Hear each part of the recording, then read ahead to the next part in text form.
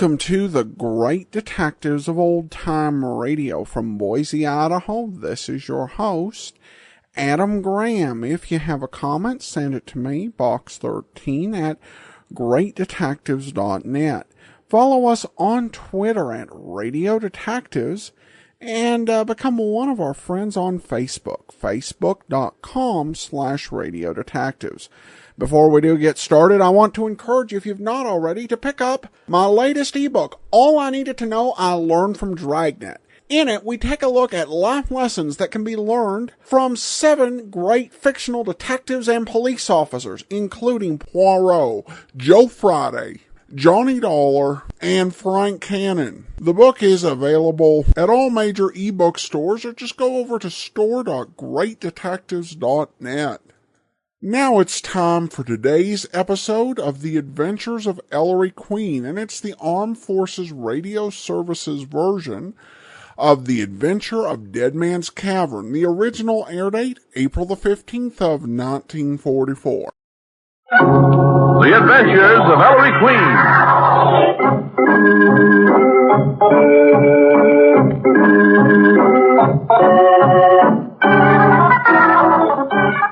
For all you men and women in the armed forces of the United Nations, a rebroadcast of radio's thrilling mystery drama, The Adventures of Ellery Queen. Now, here's Ernest Chappell to introduce the guests and the show.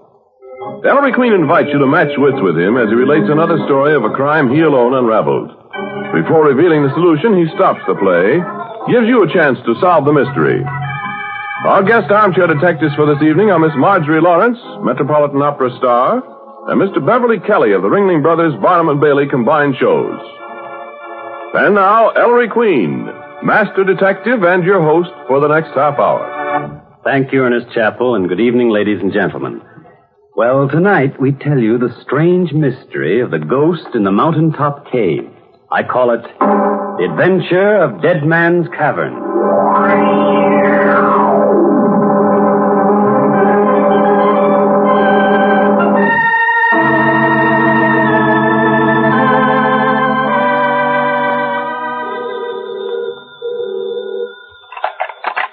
Hello? But Mr. Queen doesn't know anyone in Canoka, New York, operator. Canoka, New York. Give me that phone, Nicky. Why the excitement, Mr. Queen? Hello, operator. Ellery Queen. Put her on, please. Put her on. Hello, Grace? Ellery, how's the mastermind? It's grand to hear your voice, darling. Darling? What are you doing at your Adirondack Lodge, Grace? Stretching my soul. How'd you like to join me this weekend? It's a date. How about my gang, Dad, Veely, and my secretary? Well, really? Sure, I'll have a lodge full anyway. Wait a minute, dear. I'll look up the train schedule. You bet, darling. I'll hold on. Ellery Queen, if you think I'm going to kick my heels around an Adirondack love nest while you and some shameless woman... Grace? Why, Nicky, she's Dr. Grace Grayson, probably the most famous living woman physicist. An old friend. Oh? How old? About 50, Nicky. Oh. Ellery? Yes? There's a 9:45 out of Grand Central Saturday morning. I'll pick you and your folks up at the Canoka station. It ought to be fun. Grace, I don't like that laugh. What have you got up your sleeve? Oh, Fiend. The fact is you can help catch a murderer this weekend. I thought so. Who is he? A gentleman known as the Strangler. A strangler? That sounds grim. How many people has he killed? 29 at last report. Well, see you Saturday.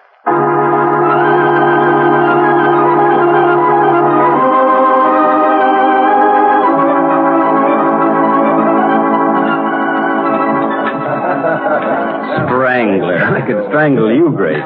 Stringing me along about catching a murderer who's been dead over 100 years. Why didn't you tell me he's the ghost of a local legend? Well, I wanted to excite your curiosity, Ellery. Refill Inspector Queen. Don't mind if I do, Dr. Grayson. I'm getting plastered on this mountain there. So you got a ghost up here, huh, Doc? Lives in a cave near this lodge, you said? Yes, called Dead Man's Cavern. Your 3 other guests seem mighty interested in that haunted cave, Grace. Mr. and Mrs. Gabriel and Ernest Withers? Well, I suppose I ought to warn you. Hector Gabriel and Ernest Withers are supernaturalists, and their lives running down ghosts. Uh-oh. Here they come.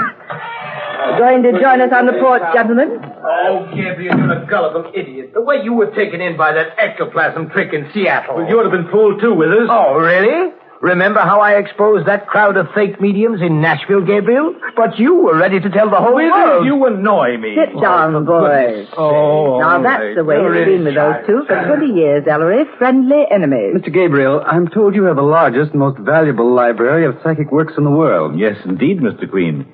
Withers? Lucky dog. You've got books I'd give my right arm for. Dr. Grayson tells us you two gentlemen are up here to investigate that haunted cave, Mr. Withers. That's right, Inspector. We're going to conduct a scientific experiment. Now, see here, Hector Gabriel. I'll let you and Withers turn my lodge into a psychic laboratory, but don't drag the respectable name of science into it. Are there actually psychic manifestations, Grace? Oh, Lord, some lug in 1840 began strangling people in that cave, and ever since then, they've... What's that? Sounds like a wolf or something. Listen. Why, that's the moan, Gabriel, the ghost sound. Now someone's screaming. That's no ghost. Sounds like my wife. Told Miss Porter took a walk in the woods and... Here they come, running. Why, Mrs. Gabriel. Hold it, dearest. There. Nicky, what happened? I was walking in the woods, Inspector, when that ghastly moaning started from the direction of that cave. Mrs. Gabriel got frightened. Hector, please. Don't you and Mr. Withers go near that cave. It's haunted. Why, hold it. That's what Withers and I came here for. Yes, Mrs. Gabriel, if those moans were made by a ghost, it's our duty to psychic science. Now, see here. Those sounds are a natural phenomenon. Nothing ghostly about them. Then what made that noise, Dr. Grayson? My dear child, the cavern probably has a peculiar rock structure which causes it to catch the wind at the top of the mountain and then expel it with a moaning sonic effect. There it is again. Sure sounds funny, Ellery. What do you think? I think, Dad, we'd better have a look at Dead Man's Cavern.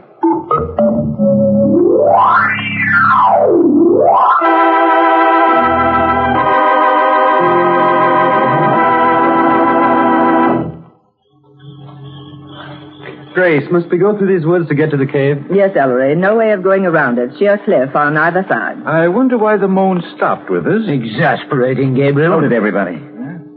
Someone coming. Sounds like a big, heavy man. Wasn't the strangler supposed to be big and heavy? Oh, nonsense, Sergeant. It must be Hank Pete. Oh, I was right. Hi, Hank. Howdy, Professor. You hear them moans from Dead Man's Cavern, too? Yes, we're going to the cavern now. Hank, these are friends of mine. How do you do? How do you do? All right, Billy, get moving. Strangler's getting pretty restless lately. Huh? Say, Daniel Boone, you don't believe in this ghost bunk, too. Man gets to believe in a lot of things, mister. Living alone up here in the hills. Just what is the story of this strangler, Mr. Gabriel? Well, some mountaineer, Mr. Queen, over... let me tell him, Gabriel. He lured wayfarers into the cave, you see, and strangled them for their money. Nice fella. What did he do with his victims' bodies? There's a natural opening in the rear wall of the cave, like a window. It overlooks a lake, Inspector, the same lake that's behind my lodge. The strangler threw his victims out of that cave window into the lake 50 feet below. And ever since, them folks he strangled keep a-moaning like you all heard. Oh, of all the succotash hanged, the brute was finally caught and hanged. It's the ghost of the strangler. Murdered one of his victims all over again. Well, here we are. Right at the top of my mountain. Oh, there's a clearing here between where the woods stop and the entrance to the cave. Hey, ain't that a wooden door covering the entrance to the cave? Yes, Sergeant. Let's cross the clearing. Go ahead, Willie. How come a door, Grace? Hank Pete knows more about it than I do. Some city fella a few years back put the door in, charged admission to see the haunted cave. Was his name P.T. Barnum? One night he was in here alone, and the moan started. He lit out like a buck deer, and he ain't been seen since. Good stout door. Let's go in. I think I'll stick right here by the entrance. Sergeant, you'd never make a physicist. Or a psychic research worker either. Interesting cavern, eh, Mr. Queen? Yes, Mr. Gabriel, from what I can see of it in this gloom. Solid rock. No walls. Roof. The roof is really the inside of the very crest of the mountain, Inspector. There's the window in the rear wall. Yes, this opening looks right out over the lake. Sheer drop of 50 feet. What kind of experiment are you gentlemen intending to conduct here, Mr. Withers? Well, Gabriel and I plan to spend an entire 24 hours in this cave, Inspector Queen, from 6 tomorrow morning until 6 a.m. the following day. We'll take food, water, blankets, oil lamps, and a sound recording apparatus. We want to be in here when the moaning begins. Very scientific, you see. Go ahead, jeer, you female Philistine. Really? Dutch wine coming in. Well, I got lonesome out there. Say, supposing you meet up with this ghost, don't you gents think you better pack a rod just in case? If what's making them sounds could be shot, he'd be a dead ghost long ago. We're taking every precaution against the possibility that the moans are caused by a human agency. We picked tomorrow for our vigil because the weather forecast for tonight is heavy rain, and the rain will soak down the loose earth of the clearing in front of the cave. Yes, get it so soft that anyone approaching the cave will have to leave footprints in the mud. Well, let's go back, eh? Yes, but you gentlemen will leave footprints when you cross the muddy clearing tomorrow morning. We'll cross it barefoot to identify our own prints. Appears to me like you two fellas aim to tinker with trouble. My dear Pete, ghosts don't scare us. Gabriel, you have that new lock we brought out? Yes, Withers. There. And the key remains in my pocket. Well, that's all until tomorrow morning at 6. If you want to see us off, you'll have to be up early. We'll be up early, Mr. Gabriel.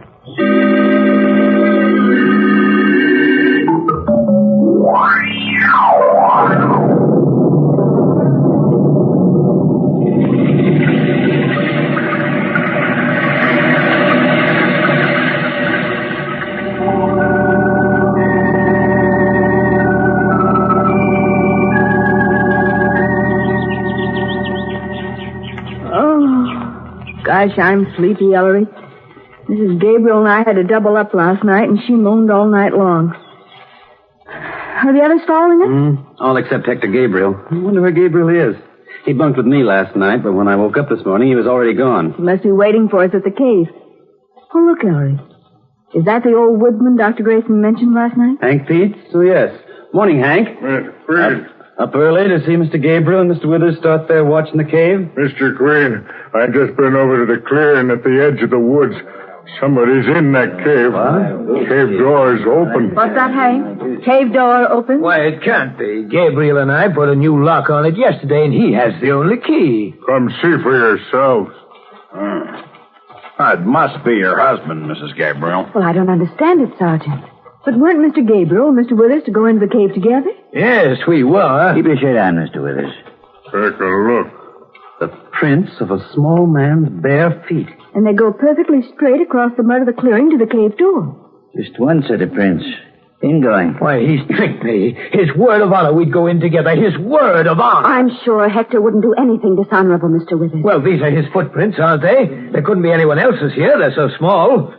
Cheat. Mr. Withers, you're a dreadful man. Oh, it's probably a joke. Hector Gabriel! Mr. Gabriel! Hey, Mr. Gabriel! Hector! Why don't you answer? Something's wrong. Dad, I'm crossing this clearing alone. I'll detour to keep out of the way of Gabriel's footprints. If you have to follow me, detour too. Right, son.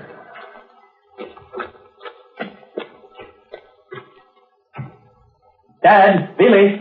Coming, Ellery. Come on, Billy. I'm coming. Something wrong, son? What is it, Maestro? Look. Gabriel. On the cave floor. With all the supplies around him. Dead. Dead about an hour, I'd say.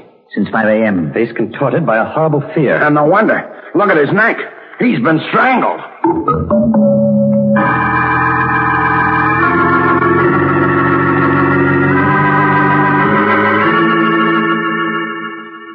Well, son, I don't get it. Even these marks of strangulation are queer. You mean the upward-pointing thumb impressions at the back of Gabriel's neck? Yes. Why weren't the thumbprints in his windpipe? What was that? It's Grace Grayson, Sergeant. You and Hank Pete didn't mess up Gabriel's footprints in crossing the clearing, did you? No, Ellery, we detoured too. Poor Gabriel, I can't believe it yet.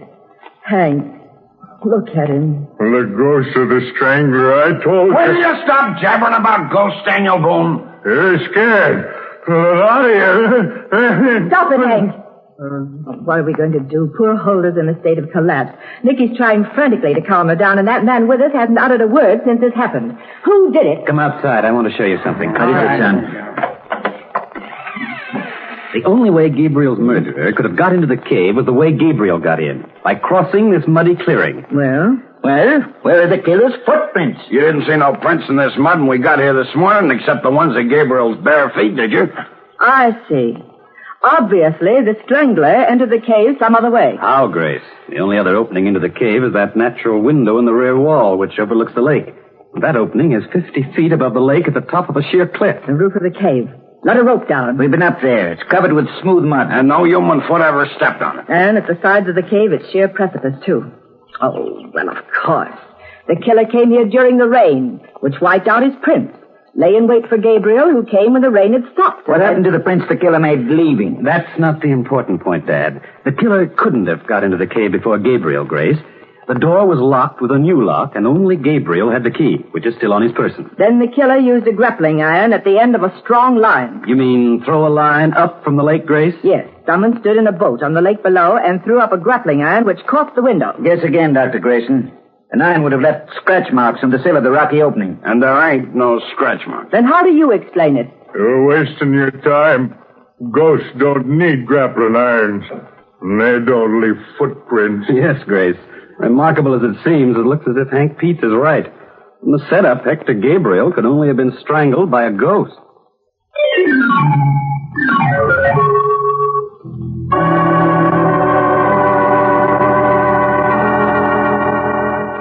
I don't know what I'm going to do. Aldous, stop. You've been crying a whole day and night. But they took Hector away, Nicky. Why don't they let me go? I don't want to stay here. What's the inspector up to? He keeps telephoning. What's going on, Ellery? I don't know, Grace. I'm still grappling with the problem of the strangler ghost. Wait. The moans from the cave again. Oh, don't be silly, Nicky. It's the wind. The wind, is it? It's the ghost. The ghost who strangled Hector. They can't keep us all here to be murdered. I'm going. Where are you going, Mrs. Gabriel? Oh, Dad. Really shut that door and set your back against it. Right, Inspector. Ghosts, huh? Miss Gabriel, did I hear you say you were going somewhere? Yes, Inspector. Home. And you can't stop me. Miss Gabriel, I've done a lot of investigating by phone in the past 24 hours. One of the things I've discovered is that your husband was a rich man. Hector, I suppose so, but... What is it, Dad? I've had Gabriel's will checked, Ellery. He leaves nearly his entire estate, worth $2 million, to his wife, Huldah.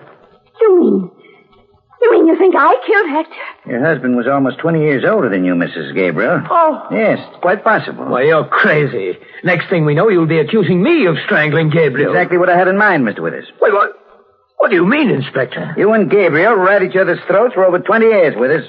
Enemies. Why, we were friendly enemies. Also, he owned something you wanted bad, Mr. Withers. Gabriel's library. The most valuable collection of books on psychic phenomena in the world. Right, son. One of the things I found out in the past 24 hours is that Gabriel willed his psychic library to Ernest Withers. But that's so absurd, Inspector, to kill a man for possession of some books. You think so, Dr. Grayson?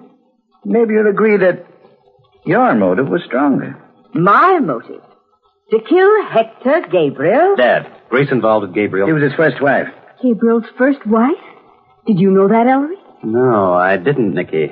Grace. Surely you're joking, Inspector. Depends on your sense of humor, Dr. Grayson.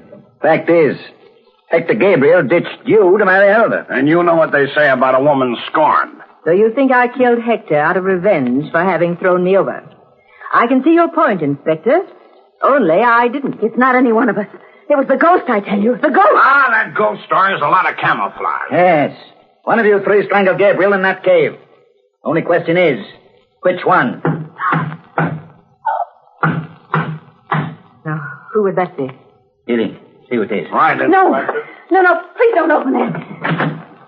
Oh, it's just old Hank, the woodsman. What do you want, Pete? Thought you'd want to know. We'd want to know what, Hank? Right at the edge of the woods where you enter the trail from here, just a couple of yards from the lodge, there's a lot of loose stones. Them stones were slippery from the rain. Well? Alongside them slippery stones is a couple small juniper bushes. They've been smashed flat.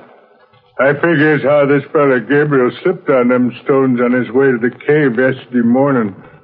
And fell under them junipers. That's a help, that is. It certainly is, Sergeant. In fact, it clears up the mystery. What do you mean, son? I mean, Dad, that now I know the identity of the ghost of Dead Man's Cavern.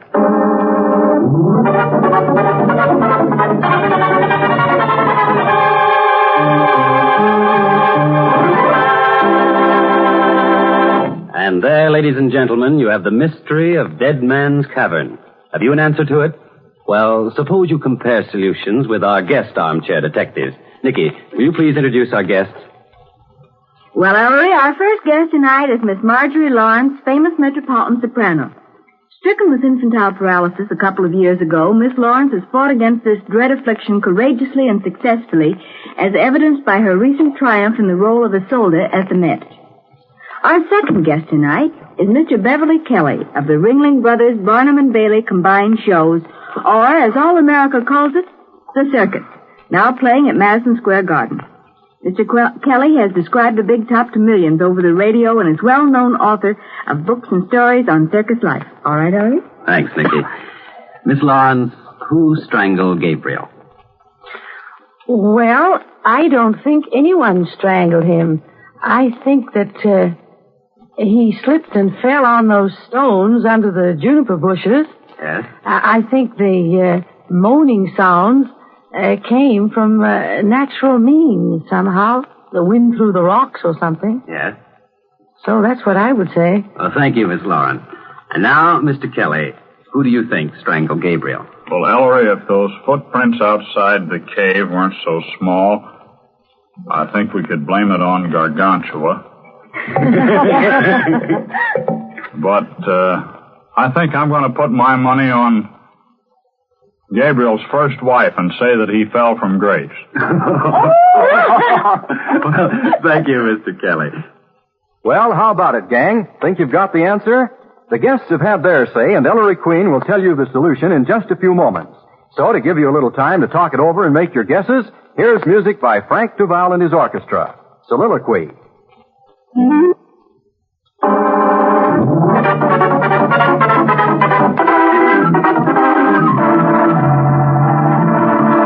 Quiet on the line. What do you mean? All right, I'll tell you. Goodness sake. Now, first, let's lay the ghost. No ghost killed Hector Gabriel. The strangler's hands were human hands. They left human fingerprints deep in the flesh of Gabriel's neck and throat. Well, sure. That's right. Then those moans we heard must have been made by the wind through the cave like Dr. Grayson said. Right, Sergeant. Now, since the strangler had human hands, he also had human feet. And human feet leave prints in mud. But, Ellery, the only footprints in the mud were Gabriel's.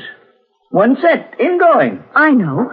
Gabriel choked in the woods and then staggered across the clearing alone to the cave to die. Nikki, you yourself pointed out that the trail left by Gabriel's feet across the mud was perfectly straight.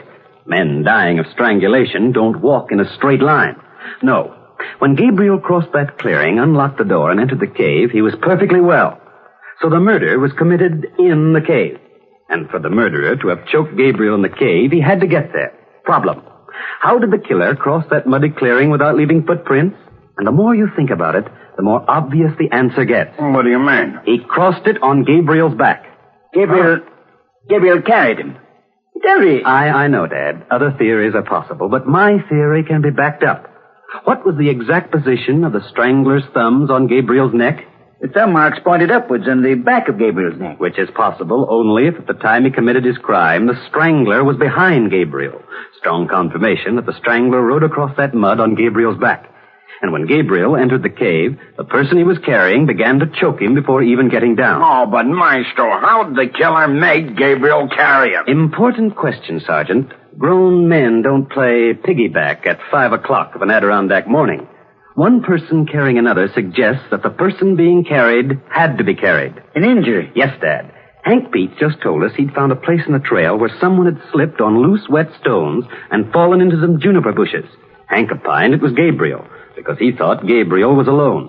But since we know Gabriel carried someone, isn't it evident that it wasn't Gabriel who slipped and fell, but his companion? The killer faked a tumble, pretended to twist his ankle or something, said he couldn't walk, and Gabriel lugged him all the way through the woods to the cave. Exactly. And why? Deliberately to leave only one set of footprints in that mud, Gabriel's, to make us believe that the murder had been the work of a convenient strangler ghost of the haunted cave. All right, Ellery. You've accounted for how the strangler got into the cave without leaving prints. Yeah, but how did he get out, Maestro, without leaving him after Gabriel was dead? In the only way possible, through that natural window in the cave wall. What? Yes, for while no one could have got into the cave through the opening in the cave wall, someone could have got out simply by diving out into the lake below. But who did all this, son? Dad, where did Hank say he found the crushed bushes?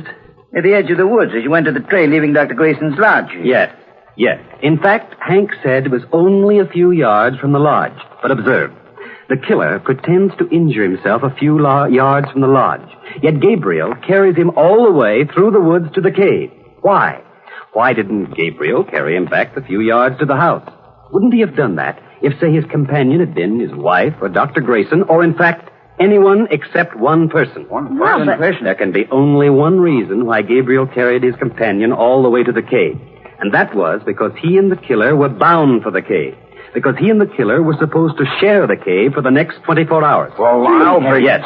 Gabriel's companion, the man who got his victim up an hour earlier than planned on some trumped-up excuse, who wanted to kill Gabriel because he hated him for over 20 years, and because Gabriel had willed him his unique and valuable psychic library, that man could only have been Ernest Withers.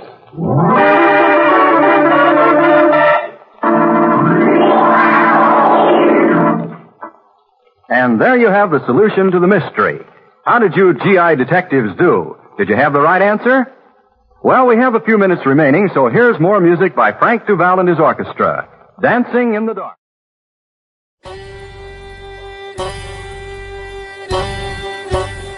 This is Andrew Rhines with OTRWesterns.com, where we stream live old-time radio westerns 24 hours a day, 7 days a week, with a special twist. You select the tracks that get to be played. We've got 1,000 different episodes from shows like Gunsmoke, Tales of the Texas Rangers, Escape, Gene Autry, and many more. Come check us out at OTRWesterns.com/live. Again, that's OTRWesterns.com/live. You're listening to The Great Detectives of Old Time Radio with Adam Graham, and now let's get back into the show.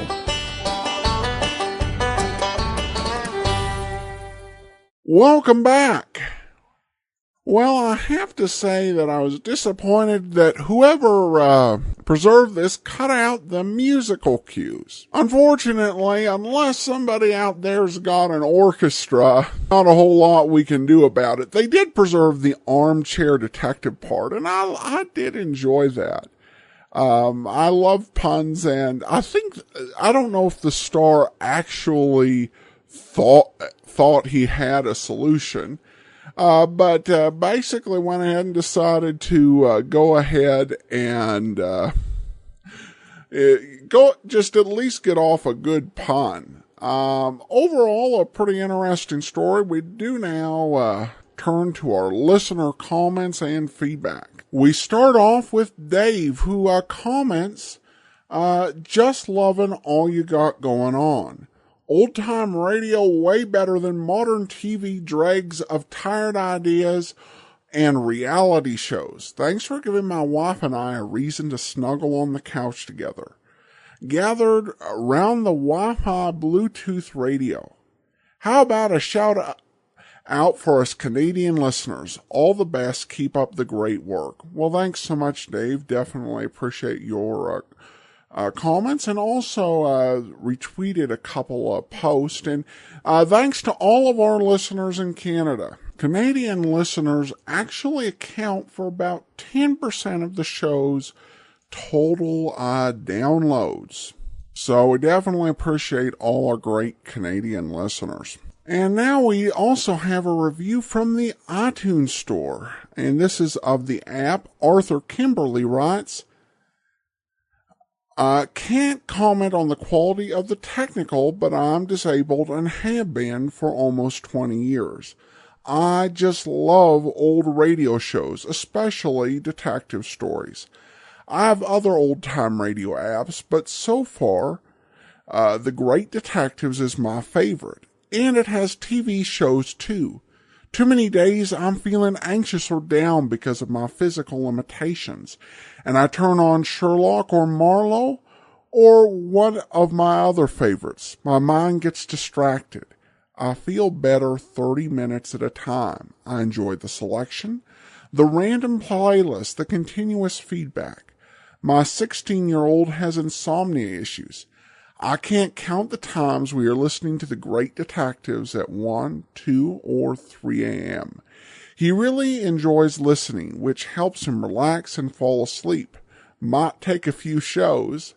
The word is enjoy. Well, thank you so much, and really glad we're able to help.